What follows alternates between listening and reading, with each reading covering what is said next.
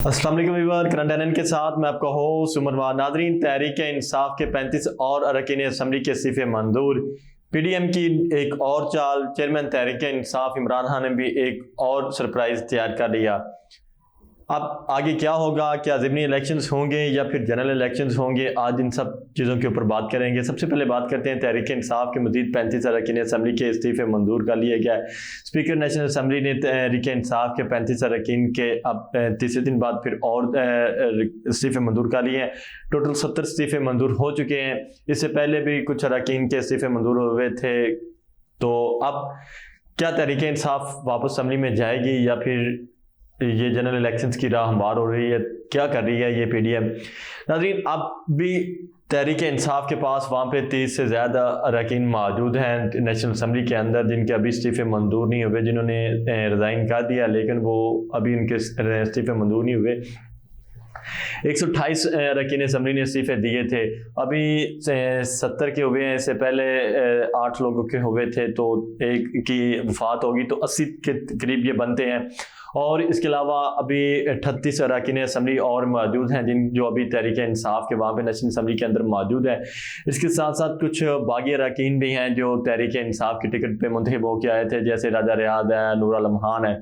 अपनी तरफ से तो पीडीएम ये एक चाल चल रही है, लेकिन ये चाल कामयाब नहीं होगी। वो इस तरह नहीं होगी क्योंकि अभी 38 अरकान असम्बली इनके मौजूद हैं नेशनल असम्बली के अंदर, तो अगर उनके भी इस्तीफे मंजूर कर लिए जाते हैं, बाकी जो बागी अरकान असम्बली हैं उनके इस्तीफे नहीं मंजूर किए जाते, वो अब अपोजिशन में बैठे हुए हैं, तो वो इस वक्त भी इलेक्ट हैं तहरीक इंसाफ की टिकट के ऊपर।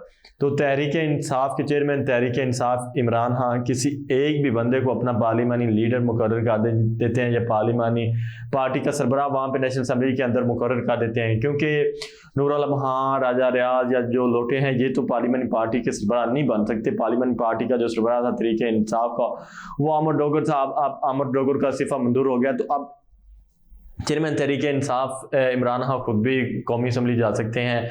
उनका तो इस्तीफा मंजूर नहीं हुए, वो 7 नशिस्तों से और मुंतखब होकर आए हैं, उनमें से एक का वो हल्फ उठाते हैं। बाकी जो उनकी मियाँ वाली सीट है और जो ये 6 और सीटें हैं ये फिर वापस हो जाएंगी। तो इस तरह अगर 38 अरकान असम्बली के और इस्तीफे मंजूर कर लिए जाते हैं, 7 ये सीटें हो जाती हैं, तो लगभग 125 से ज़्यादा ये हो जाएंगे, नेशनल असम्बली की सीट्स हो जाएंगी। इसके साथ साथ फिर भी वहाँ पे जो इन्होंने अपनी तरफ से तो ये खेल खेला है कि जो लोटे हैं वही रहेंगे अपोजिशन लीडर, और वहाँ पे अपोजिशन वो करेंगे। इसी के साथ पीआईसी का सरबराह भी नूर आलम खान ही रहेगा, लेकिन नूर आलम खान वो इस चीज़ को बोल रहे हैं कि नूर आलम खान, राजा रियाज, जितने भी लोटे इस वक्त हैं वो सारे तहरीक इंसाफ की टिकट पे मुंतखब हैं। तो वो तहरीक इंसाफ जिसको भी चाहे वो उसको बना सकती है, क्योंकि ये लोटे किसी और जमात के टिकट से मुंतखब होके नहीं आए। तो ये जो राजा रियाज की गलत राजा रियाज की या राजा रेंटल की, राजा परवेज अशरफ की गलत फहमी है, ये जल्द दूर हो जाएगी, क्योंकि इन्होंने अपनी तरफ से तो ये इस्तीफे इसलिए मंजूर किए हैं कि तहरीक इंसाफ आप अपोजिशन में नहीं बैठ सकेगी, इनके पास अपोजिशन का लीडर का ओहदा नहीं होगा, चेयरमैन पीआईसी का नहीं होगा, तो इसलिए ये अब मुश्किल है इनके लिए।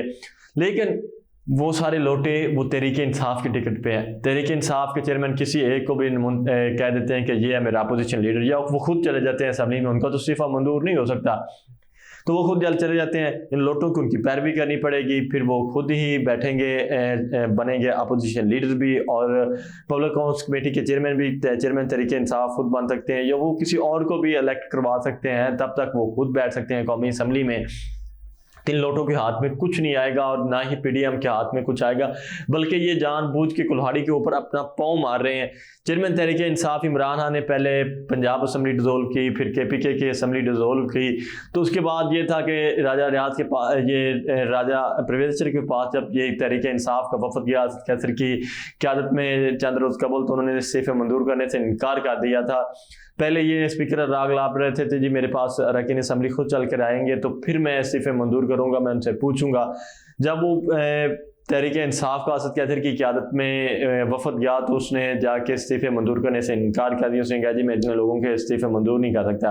अब उनका कहना है कि 70 लोगों के उन्होंने इनकार दिए हैं, अभी भी वो कहते हैं तीसरे फेज़ में और कुछ लोगों के इस्तीफे मंजूर होंगे।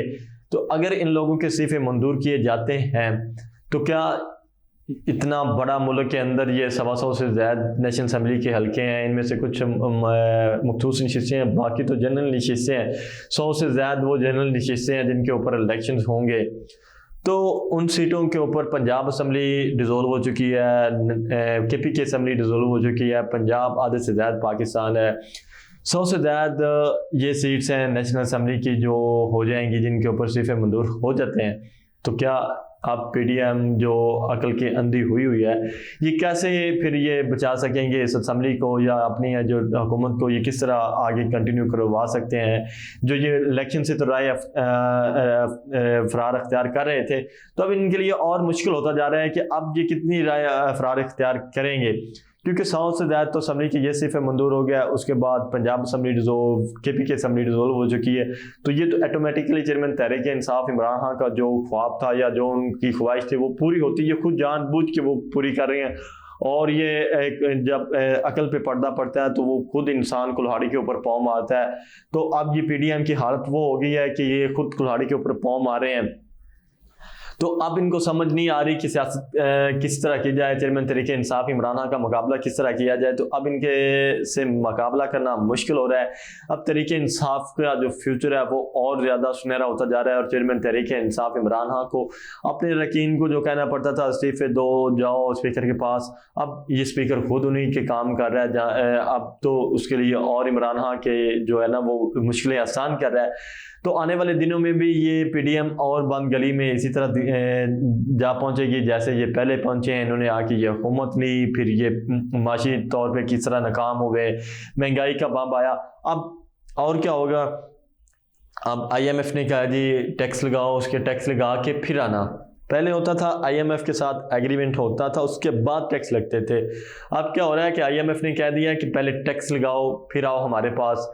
तो नाज़रीन 400 अरब रुपए के जो वो टैक्स लग रहे हैं, बिजली महंगी हो रही है, गैस महंगी हो रही है, बिजली की कीमतों में 4 रुपये से ज़्यादा इजाफा हो रहा है, इसी तरह गैस की कीमतों में भी इजाफा हो रहा है। तो जब ये इन कीमतों में इजाफा होगा, इसके साथ साथ 600 अरब का और डेफिसिट है, 400 अरब का इन्होंने और टैक्स लगाने हैं, 1000 अरब रुपया इन्होंने और इकट्ठा करना है। तो वो कहाँ से इकट्ठा होना है? वो और कुछ टैक्सेस लगने हैं। वो पेट्रोल और डीजल की कीमतें हैं, वो 1 फरवरी से उनकी कीमत में इजाफा होगा, क्योंकि फरवरी के पहले हफ्ते में IMF के साथ मुलाकात है। तो ये जो डेडलाइन आया हुआ है हुकूमत और IMF के दरमियान, उसको ख़त्म करने के लिए अब ये 1000 अरब रुपया और इकट्ठा करना है इन्होंने। तो कहाँ से इकट्ठा होना है? वो टैक्स लगेंगे इनके ऊपर, पेट्रोल और डीजल की कीमतों के ऊपर, और कुछ महंगाई होगी। तो जब और महंगाई होगी, बिजली की कीमतें बढ़ जाएंगी, गैस की कीमतें और बढ़ जाएंगी, पेट्रोल और डीजल की कीमतें बढ़ जाएंगी, तो टैक्स और मज़ीद ऐड हुए तो और महंगाई, इस वक्त जो पाकिस्तान में महंगाई है वो 28% है, तो ये आराम से 40 पे पहुंच जाएगी। IMF के साथ मुआहदा करने से पहले 40% पे आप पहुंच जाएंगे। फरवरी के अंदर जो महंगाई है, फरवरी के आखिरी हफ्ते तक वो 40% हो जाएगी। तो अब 28% पे पाकिस्तान की जो आवाम है वो बिलबिला उठी है, लोग इस तरह इनके साथ नफरत कर रहे हैं। तो जब 40% होगी जी, आम आदमी का जीना और मुश्किल हो जाएगा। जो मिडिल क्लास लोग हैं उनके लिए और मुश्किलें खड़ी हो जाएंगी। तो इस महंगाई में फिर आगे अगर मार्च में ये सब कुछ होता है, उसके बाद आगे इलेक्शन भी हैं, तो PDM के हाथ में तो कुछ नहीं आएगा। अप्रैल में अगर ये इंतखाबात होते हैं कौमी असम्बली के, वहाँ पे ज़िमनी इंतखाब होते हैं, और पंजाब और KP की असम्बली के अंदर इनके इंतखाबात होते हैं, तो वहाँ पे तो इनको बुरी तरह शिकस्त होगी। फिर क्या करेंगे ये?